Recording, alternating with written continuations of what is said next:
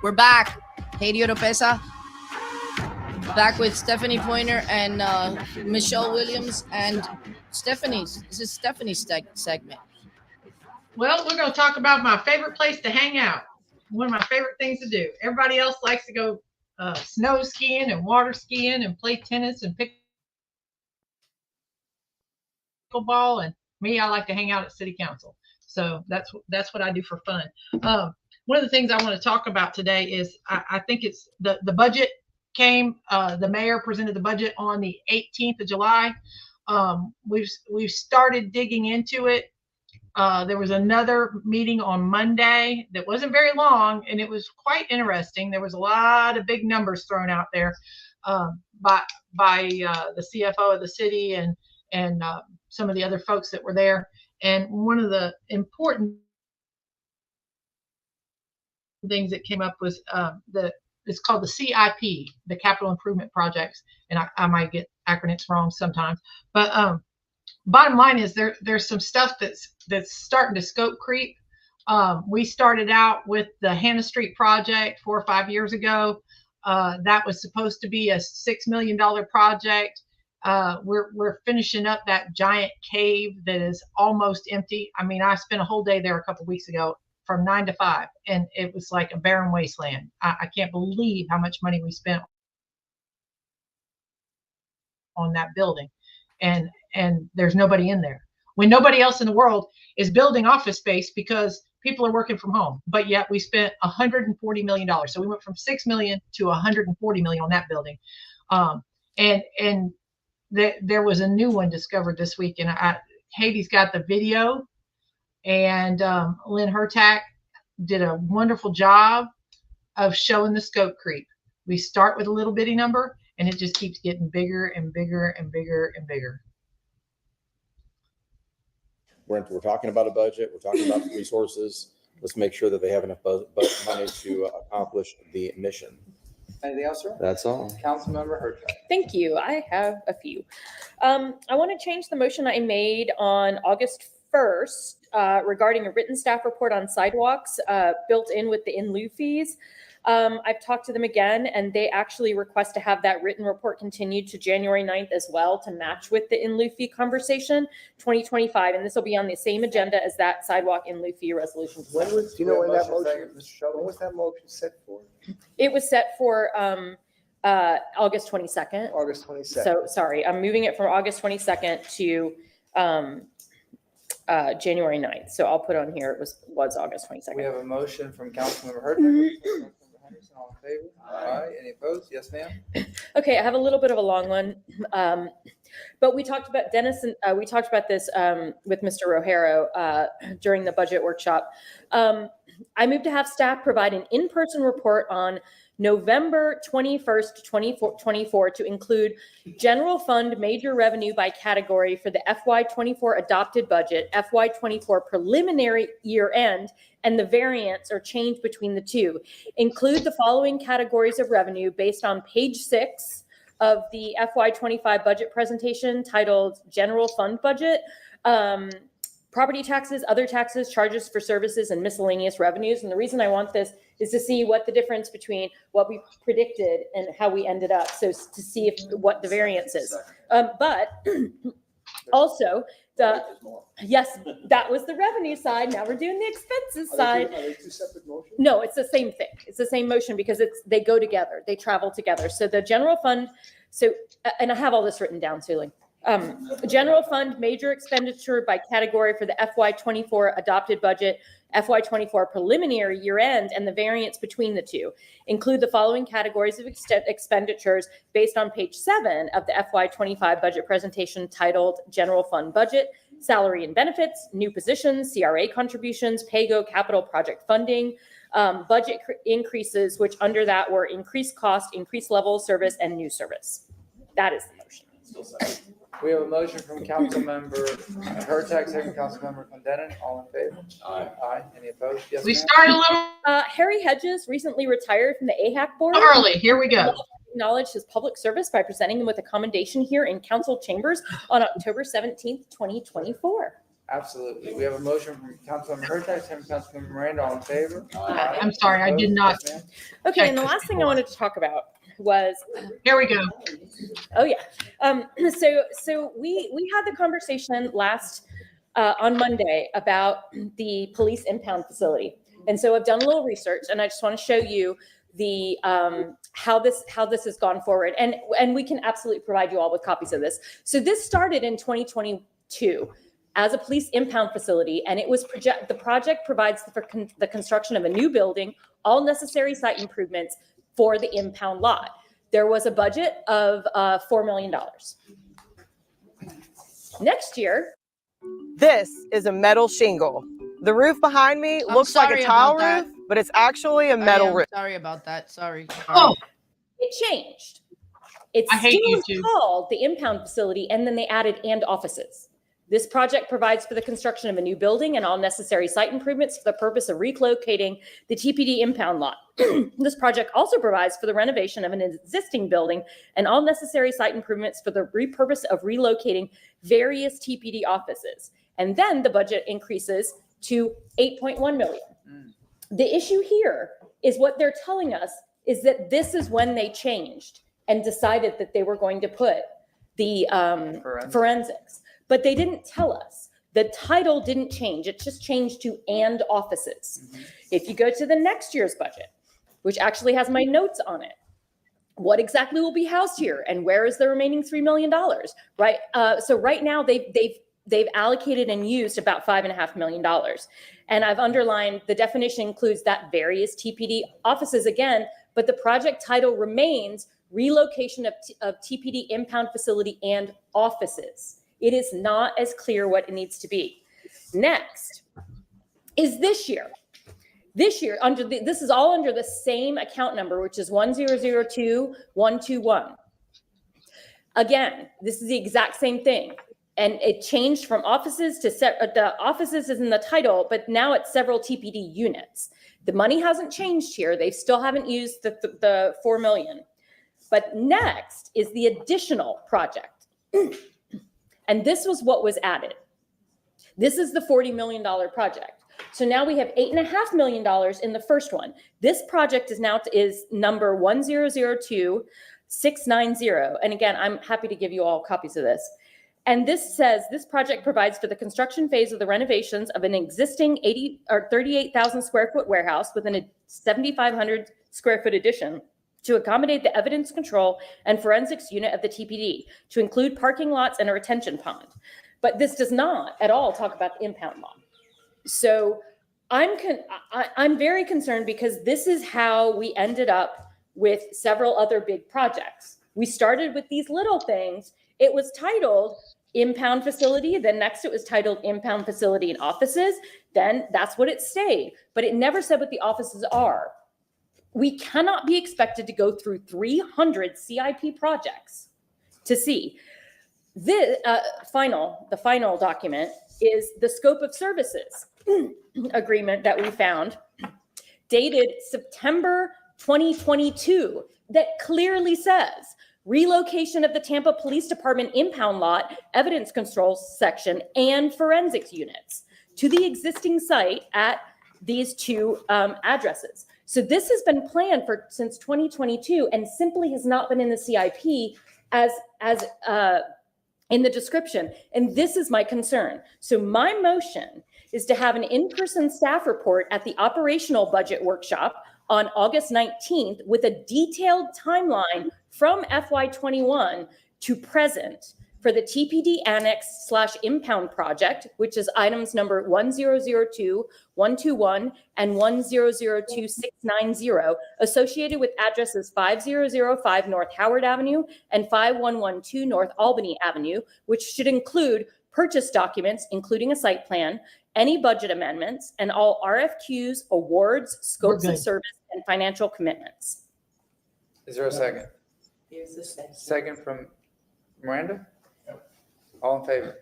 Aye. And so what I want to say is this doesn't reflect our true 5-year plan. And this is what I would like to try to fix.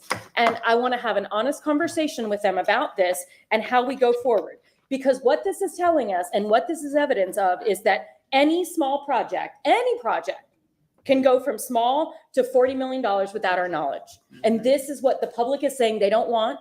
This is the issues that, and so, yeah, exactly. It happened with Fair Oaks. It happened with Hannah Avenue. And we have all desperately been, I'm sorry?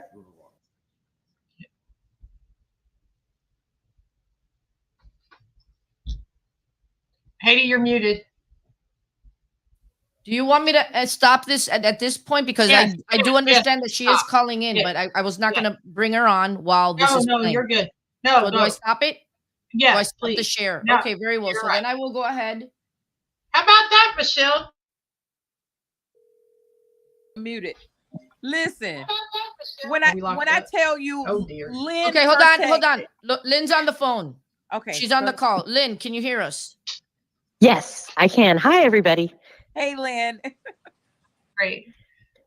I just asked Michelle if she heard her opinion of all that. Look, Yeah. my little fingers over here couldn't type fast enough. Lynn was speaking so fast, but when I tell you, if wearing a crown had a face, it would be Lynn Hurtek, City Councilwoman Lynn Hurtek, because Lynn don't even, like we say in the streets, Lynn don't even play. Lynn ain't playing the radio with them. She is exposing them. Exposure.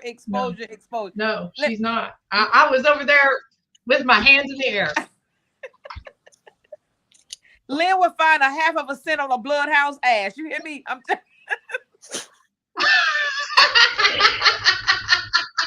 I love that. I'm gonna use that one. You're more than welcome to it. Oh my goodness. Thank you. Oh Lord. That is just the epiphany.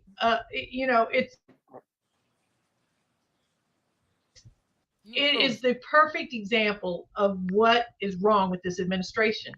They think that nobody pays attention, and that it is constant baffling with the bullshit. If we throw 1,000 pages at you, you can't uncover what we're up to.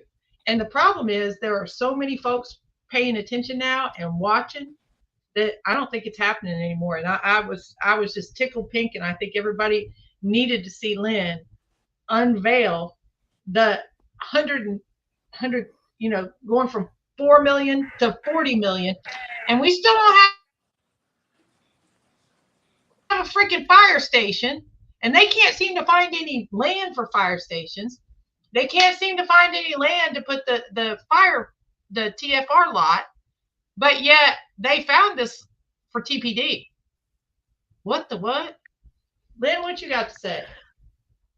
Well, and that's actually, Stephanie, that's my point. On Monday, when we had our budget workshop, they said to us, well, this has been planned for a long time. It was in the grade 8. And we're all kind of looking at each other like, no, I don't remember this. We got a briefing about 3 months ago, and that was it. Not really. So the concern is, and I appreciate you believing that this isn't happening anymore, but I need proof of that, because I'm one of 7 people that has to approve this budget. And right now I have to go through each CIP, each entry, each project, and then re-question it. And we shouldn't have to do that. It should be transparent. Transparency and accountability. And additionally on Monday, there's no reason why you should have to dig all that up. But we have to. Right. I mean, that's part of the problem. I mean, there's so many inaccuracies, and I'm so glad that the city council hired a budget analyst this year, because we desperately needed her. Him, if it was male or female. Wonderful. Mm-hmm. She is really wonderful. She's a great asset. We still have a lot to do to prepare for this budget. It's very nice. Yeah, I appreciate you all. And then I think Monday will be a great time to find out what they have to say and what else we can do. If anybody goes through the budget and has any ideas or suggestions, please don't hesitate to email them to us. Absolutely. At Tampa City Council at tampagov.net. That's their email Yeah, address. thank And you that so goes much. to everybody. That includes the budget analyst. That includes the city council Okay, so can you give me that email attorney. again? That Stephanie? includes their legislative aides. It goes to all of them. And it's Can kind you of give- nice to send that. It's Can you Tampa give that City to me? Council at tampagov.net. Tampa City Council. Tampa City Council at tampagov.net. All right. So here's that. That's the email. Well, thank you, ladies. I appreciate it. Thanks for coming Do you have on, any Lynn. other We questions? appreciate your time on Saturday Okay. morning. I have a couple other things, and Lynn doesn't have to stick around for them. Can you put up one of those Okay. Thanks. Okay, Bye. so slides that I sent to the you, Katie? email. Yeah, hold on. Yeah, the email. Yes. I'm gonna have to double Yes. up on my Cuban coffee in the morning when I come on with you, Stephanie. I know, it's crazy. So, wait. Tampa City go ahead. Council at tampagov.net for those of you who live in Tampa who are represented by Lynn Hertak or not. That's the email that you would use to send messages, email messages to your city council. Yes, that she is citywide. So everybody who lives in the city of Tampa. You're freezing. I know we you're have freezing some it up. people who want to get meddling in city business that don't live in the city of Tampa, but honestly, if you're a citizen in the city of Tampa, please email our city council. Okay. What do you want me to? If you live in Brandon, stay home. Just either one. It doesn't matter. Michelle knows who I'm talking about. Oops. Okay. So what do you want me to queue up? Just either one. I just sent you two different pictures, two different slides. Where did you send that to me? I sent them to your email. Okay. But I can talk before. I got it. So I got it. some of the things that were in the budget, one of the things that I thought was quite interesting was, you got it? Okay. And I'll talk about this, but I didn't send you a slide. That the city says that they're losing 53 positions, but they're adding 3 more. And I'm like, well, wait a minute. Why don't you just show that you have 48? I mean, it's kind of basic math, isn't it? But one of them I have a huge issue with, and I haven't said anything about it yet, but it's coming. Trust me. Okay, so this is one of my favorite slides that the mayor presented. This 23%. This is the reserve fund. This is like your emergency fund for the city of Tampa. And that's kind of what this is. It's the unassigned fund balance, but it's basically the city's emergency fund. And if I recall correctly, the state requires us to have 20%. Now, last year, city council, as they approved the budget and they said what they wanted in the budget, they said that we would reduce the this balance, this emergency fund, the unassigned fund balance, by 1%. So they would reduce it from 23% to 22%. But yet, here we are a year later, and it's still at 23%, which equals about $5 or $6 million. But nobody in the administration ever brought it back to city council and said, hey, we have a little bit of extra money. Do you want us to just put it back in the emergency fund, or do you have something that you think we should spend the money on? How does that work? Because city council is supposed to direct where the funds are actually spent. It's kind of like the president. The president creates a budget, but then the legislative branch controls the budget and says where the money is actually spent. But so this is one of the problems that I have with what the mayor presented on the 18th was why did the money get put back in there? We have people who are experiencing homelessness in our city. We have potholes big as baby bassinets in our streets. I could probably name off a list of 30 or 40 things where that $5 million could have been spent. And one of the reasons why this really, really rubs me wrong is because in last year's budget presentation, the mayor presented that she wanted to fund 30 new police and 30 new fire. Well, come to find out, her staff had written grants for both the fire and the police department.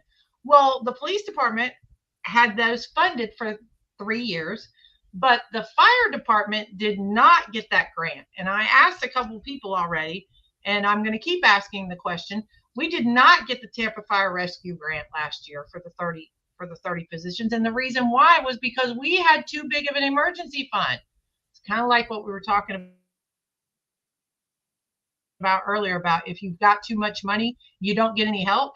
Well, this is a perfect case of the city of Tampa did not get a grant for the firefighters. So that money should have automatically, in my opinion, been spent to get those 30 firefighters brought on board that were promised in the original budget plan. So Haiti, if you want to move on to the other one, or anybody else have any questions, am I making this? Is it clear? Is it mud? Michelle? Any feelings on the situation? What's the other thing? I'm the queue up girl. What do you want me to queue up now? What's the other slide? There's one more. Okay. There's one more slide. It's a slide of millage rates for different cities in Florida. Could you send that to me again, please? To my email. I only saw one. I apologize. Oh, you know what? It's still sitting in my inbox. Oh, there. That's. I didn't do it. But no. Anybody have any questions? So, can you just nutshell with the Lynn Hurtak, because I was acting as behind the scenes. Okay, so what it boils down to is city staff presented a project, and they said this project has been in the pipeline for 4 years or 5 years now, whatever, and it's only going to cost $40 million. Well, Lynn went looking for it because she's like, I hadn't heard about this before. And I would have to agree with her. I hadn't heard about it before either. Well, it was a $4 million project, and then it became an $8 million project. But this school year, it becomes a $40 million project. Okay, so let me make sure I'm following you. It was presented a couple of years ago. The cost in 2022. Of it, right, $4 million, and that's passed in the budget, right? But the money wasn't used. The money wasn't They've spent some of the money for that project. They spent some of the money. They have. They spent the money, I believe, to buy the property. Which was 2.2 million. Okay, and then the next year it becomes 8 million. In 23, yes, it becomes 8 million. Okay, 24, it was still 8 million. Okay. So but now was that extra 4 used, and for what? No, some of the money has been used, but we've jumped from 2024 at 8 million to 40 million. Okay, so all right, okay, and it became more expensive. Why? Because of scope creep. They've just decided now it's going to be a bigger and better something. And so this is how it happened with, and I'm not begrudging the East Tampa Rec Center in any way, shape, or form, but that's the way it you're freezing a lot, Stephanie. Started with the East Tampa Rec Center. So it was $500,000, and now it's $46 million. Okay, so you're freezing a lot, but let me just say this based on what I heard while I was multitasking, playing, queuing, getting calls, all of that. Right. Okay.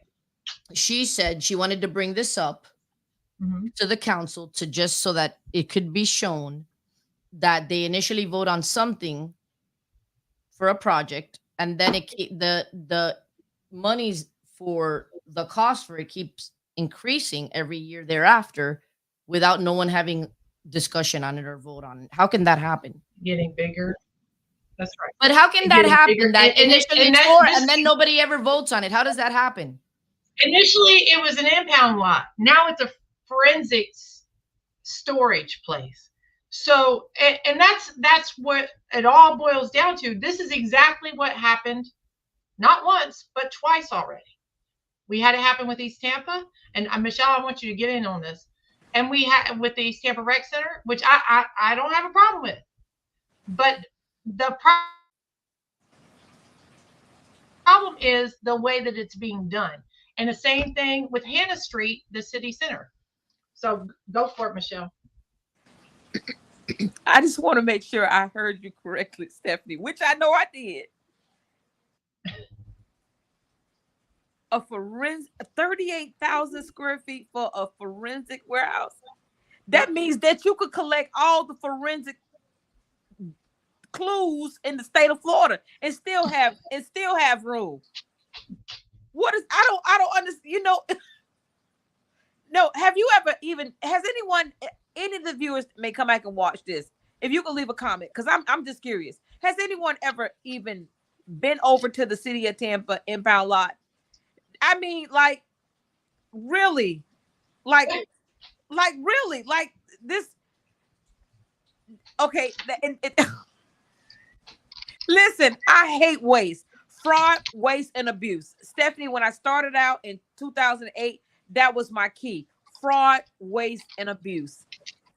That and not to exclude nepotism, because some of these properties that's being bought up by the city of Tampa, Stephanie, we need to really start doing the Blues Clues thing right now with the little magnifying glass, because it's some of these people.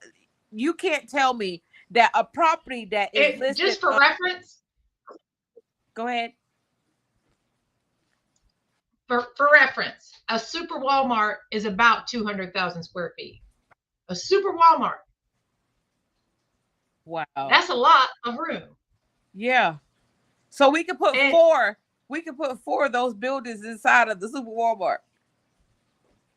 No, 3,800. Oh, wait a minute. Okay. So yeah, Wait. well, no, oh, wait a minute. We could put about 5 or 6 of them inside the super Walmart.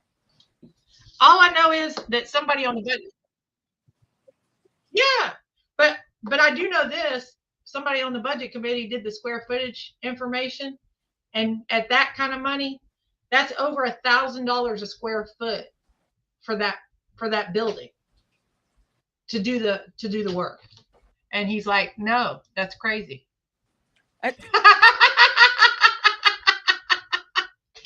Does the floor does the floor heat up when you walk on it?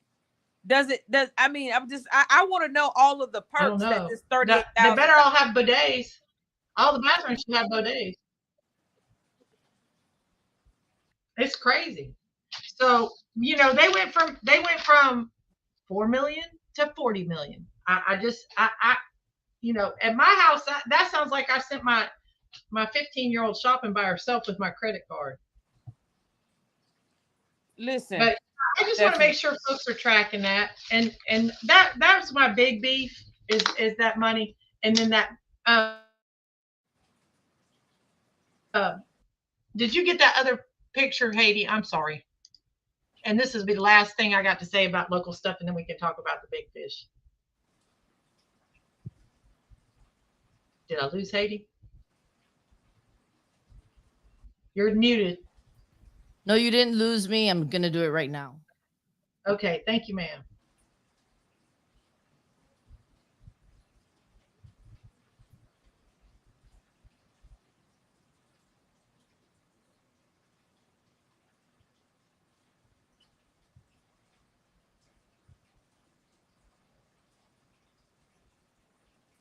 Technology is kicking my butt today.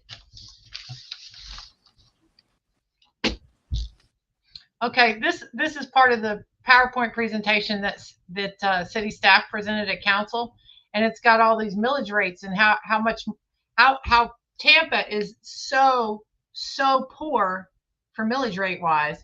But what they don't include on this is the fact that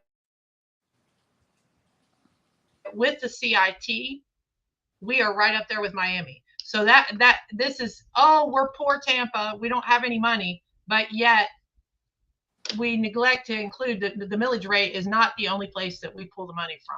So we just need to know that. And then I will we can move on, Haiti, and be good to go and talk about national stuff if you want. But I just wanted folks to take a minute to look at those kind of things and think about them. And maybe we'll talk more with some other city council folks about this. Okay. Well, so in the next couple go weeks. ahead and before we do, let me just one more graphic for you, Stephanie. One more graphic. Okay. Yeah. Uh-oh. I didn't give you any more. We're gonna try. We're gonna, yeah. Ooh, wait.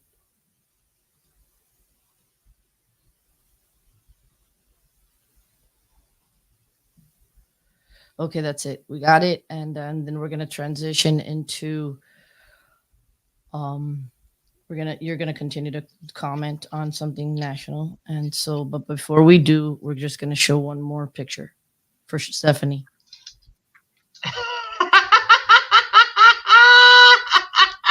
I know where that's at. It's probably in T-Mob on the first floor to the right. Okay, I'm just so saying. all right, what do you want me to queue up? No, I'm good. We're good to go. Okay, so what else do you want to talk about? Do you? This is your segment. This is your segment. It's my segment. You can put all this on me. I know what you wanted to talk about. Did you want to start talking about it? I almost went 45 minutes on the first one. So, I know, but does Michelle want to stick around and talk about?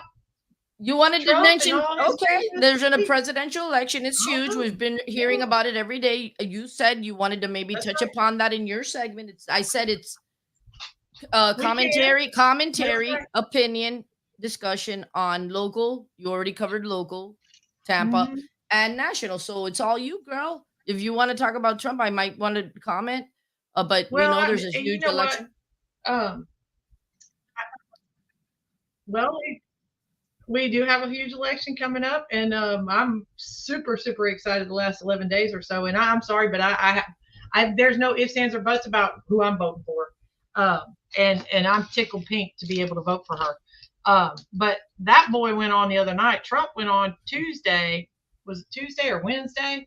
And he rambled on for a solid hour about nothing that made any sense. He lost my attention after. Okay, but you know what? Here's the thing. So what exactly did you take issue? He said, because I know. I know, but listen. Well, let's start with I don't like commentary. Immigration all the time. No. This is your segment. You said you wanted to talk about national, local, and no. You tell me. Go ahead. No. I understand, but listen. Here's the thing: when we talk about something, I'd rather just talk about an issue about something that's something said other than commentary on what they said and our opinion about what they said without any. Okay, so you wanted to touch upon his assertion about the numbers of immigration. Do you want to go ahead and said talk about? You want hold on. $20 million or 20 million immigrants since Biden took office. Okay, and then you sent me and I wanted to talk a little bit about what that actually means and what the lack of immigrants has meant to our economy over the last 4 years. All right.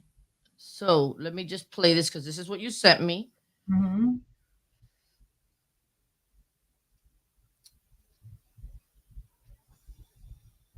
It's funny because I watched this live when it happened and I thought, wow, that's profound. Is it going to come up? Hold on, yeah. Technology's kicking our butt today. No, it's not kicking my butt. It's not. I'm not as quick as I can be, but all right. So this is it. Sorry about the commercials, but we are getting some content. I got a text that said all that forensic stuff is currently stored at the Big Blue downtown. So why do we need to have what's it say? 48 million is 48 million. I'm sorry, my bad. All right, I'll put it right up after the commercial's gone. Okay. Yeah, because I'm not trying to. I hate those commercials. Yeah, it is what it is. That's how they make their revenue. Okay. Welcome back. Data download time. Over the last few weeks, Republican governors have been shipping asylum seekers to more liberal-leaning Democratic enclaves, essentially sending the message that they think migrants are a political problem for Democrats. But in fact, we've got some data that shows you that more migrants could actually help us solve one of the country's most pressing problems. It's called inflation. Let me explain. Look, the net international migration that we've had as a country is actually down at a near low. We started the decade of the 2010s sitting at about 700,000 annually. We peaked at just over 1 million in 2016, the year Donald Trump was elected, and it has plummeted as we went through various ways to try to shut the border down to a meager 247,000. That has huge impacts on our economy and our employment situation. Let me show you. The labor force participation rate right before the pandemic was 63.4%. It was already kind of low. They would like that number to be a couple points higher. In August of 2022, it's sitting at 62.4%. You may think, it's just 1 percentage point. 1 percentage point represents 2.6 million workers.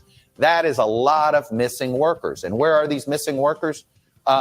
Missing the most, if you will? It's in some blue cities. City of Boston, short nearly 50,000 workers. New York City, just under 400,000. Washington, D.C., just under 170,000. Even the Miami metro area, or perhaps some of those Venezuelan migrants might have wanted to go, they're short of 20,000 workers. And a shortened labor participation rate has meant increased wages, tight labor markets, messed up supply chains, inflation. You see where all this is going. We've also got a Social Security issue in this country. People like this program. 1960, we had 5 workers for every 1 Social Security recipient. Now that is down to 2.8. And guess what? In 30 years, it's going to be down to 2.2. Bottom line, we need more people in this country if we want to have a stable economy and a stable Social Security system. I thought this was going to talk about, I thought it was going to talk about the number. You did research, you said that Yes. Trump yes. said that it was 20 something million. It's 20 million immigrants. But then you see that these numbers don't make any sense. But then he will stand up there and say, these immigrants are taking folks' jobs. Well, the reason why we have to pay people more to do the labor is simply because we don't have the people here to do the jobs that we're doing that at a reduced rate. So for example, and this is one of my very favorite examples. I have a friend who owns a tree farm. And when we were talking about this and I asked her, I said, so, the price of lumber went through the roof. Are you, and she's like, no, we aren't making any more money. And I'm like, what are you talking about? That doesn't make any sense. And she said, well, we haven't made any kind of increase. So the price of lumber. Oh, so I see what you're saying. You wanted to it was in 2021. Your cost for that lumber go up? You're showing that clip to make a case that the 20 million is off because it's been declining since Trump took over in 2016 and further declining because there's a shortage in labor. That's but probably even if it went back up, they showed on the chart that it was only $1 million a year, basically. Yeah, and this, there's no way there's 20 million. So and then this is coming from. I just want to show where this is coming from. Biden's border bust, House Committee on Oversight and Accountability. It's a government website, and that's where it's coming from. The House Committee on Oversight and Accountability and the House Committee on Homeland Security report, a release report on Insight. So, when was the date that this was released? I think that was from I think that's this year. Okay. So anybody, you all who are looking at this segment, this broadcast, you could go and do your research. I'm pulling this from this source, House Committee on Oversight, and they're saying under President Biden's watch, there have been over 8 million migrant encounters nationwide, 6.7 million of which have been at the southwest border. Worse yet, over 1.7 million known gotaways.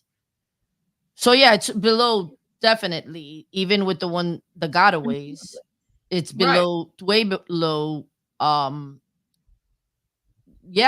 less than half. Exactly. So it's like you and I might screw up, but we don't have people who get paid a lot of money to fact check us before we get up. Yeah, I understand, and still, I take it seriously because I don't want to be sloppy. Which you and I both did. And I'm just saying, look, I found this through a quick internet search, but go do a whole study to fact check whether is it in fact 20 million. Because I'm not saying that that's the truth. I'm saying that he's saying one thing, and they're saying essentially the messaging is, oh my gosh, it's so bad under Biden. So you have to vote against this administration because this is going to, and then yet there's the NBC source is showing the migration going down and the labor numbers being affected and the economy.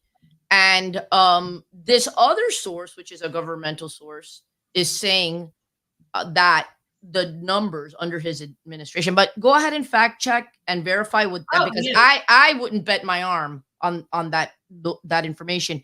But we have to do research. And you know what? I have never seen anything to disprove that. And I was sitting at my house on my couch on a Sunday morning watching Chuck Todd do that presentation, and my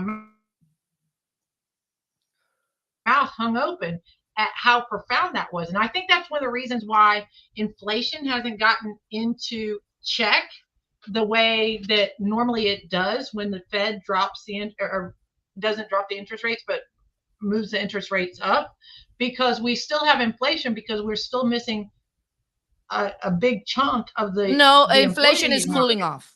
Inflation is cooling off. Yeah, it is now, but I mean, it's taken a long time. I know, and why the rates did it are go going up to start with? the mortgage rates. In fact, they're getting criticized for not having done the cut that they should have done at the beginning of around April. They were contemplating a cut. They didn't do it. Now they're being criticized that you should have done it, because look at what's happening now based on the latest jobs report. The numbers are not good. Unemployment's rising. And so they're getting ready to do. In fact, the mortgage rates, the interest rates are already going down even before the cut. So I can just imagine once they do a cut in September, the rates are going to go even down. Lower. I agree. Okay. I agree. Well, we've been going for 40 minutes. And I'm good to go. Great. Have a great Saturday. You too, Michelle. Thanks for joining us. That's something that I thought was interesting, and I always have something to say about something. You're a budget girl. You're a numbers girl. Good that you're Thank you, ma'am. you're Y'all part have of a good us. week. Yeah, you too. Bye. All right.